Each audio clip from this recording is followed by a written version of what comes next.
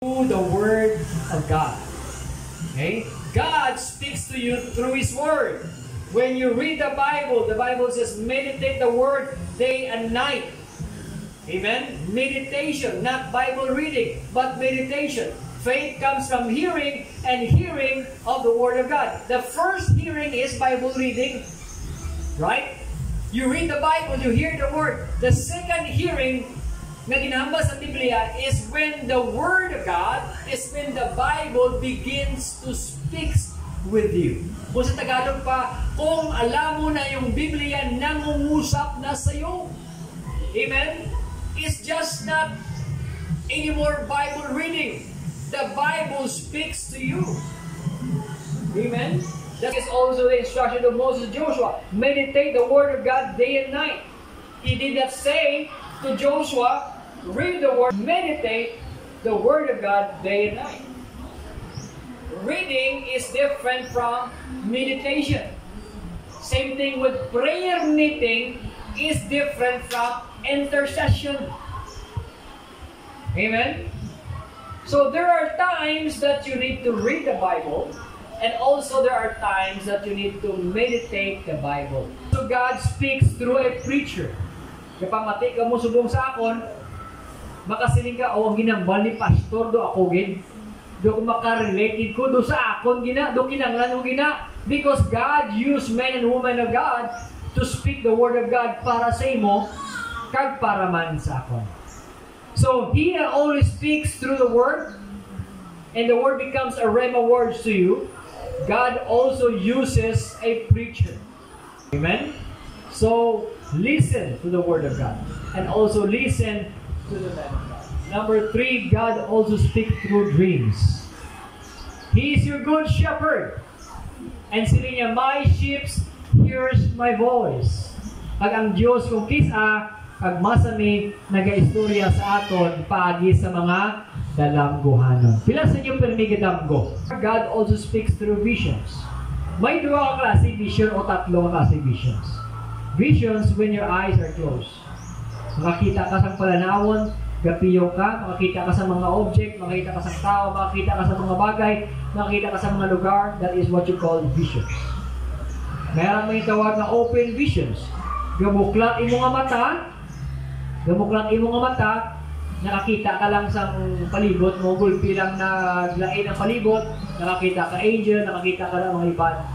And God can use that. Amen? God can speak through visions. The third category or classes ng vision is trance. Natumba ka lang, wala ka balo, as if nanglawas mo, wala da kung espiritu mo, wala da, gindala ka man sa langit, gindala ka sa ibang lugar. That is what you call trance. It's part of the vision. God can speak to you through trance. Open vision, closed vision, and a trance. Number 5, God can speak to you through circumstance. Right? Oh, so nabungguan sa lakyan namon. Para sa iya, sa akong circumstansya, sa iya to circumstansya man to. Amen? Problema to nga dako para siya. Pero dito ya, nakilalaan ng Diyos.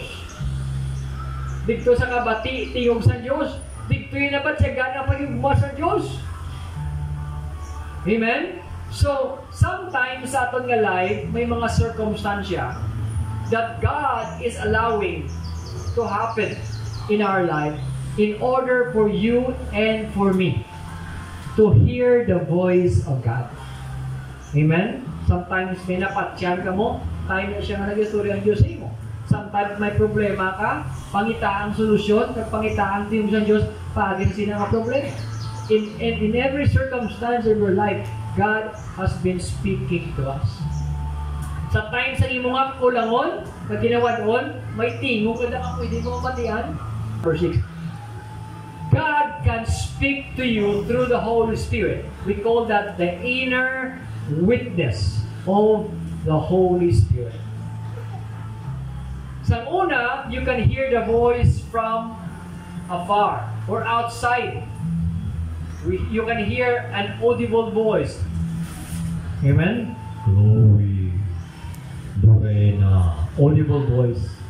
But during the time of Jesus Christ, God has given us the Holy Spirit. Amen? To become a witness. We are sealed with a promise, the witness of the Holy Spirit. The witness of the Holy Spirit serves as the voice of God to teach us and to guide us. May tingog sa sulod mo nga nagahambal kung kaisa, ang tawag mo sina panagupnok. Ang tawag sang tao nga wala kahangop panagupnok. May Kristiyano man nga pinsarya panagupnok nilang, pero why siya kabalo, why siya kaintindi? That is the inner witness of the Holy Spirit. Nga kabalo ka, on the inside of you, God is speaking to you through the inner witness of the Holy Spirit.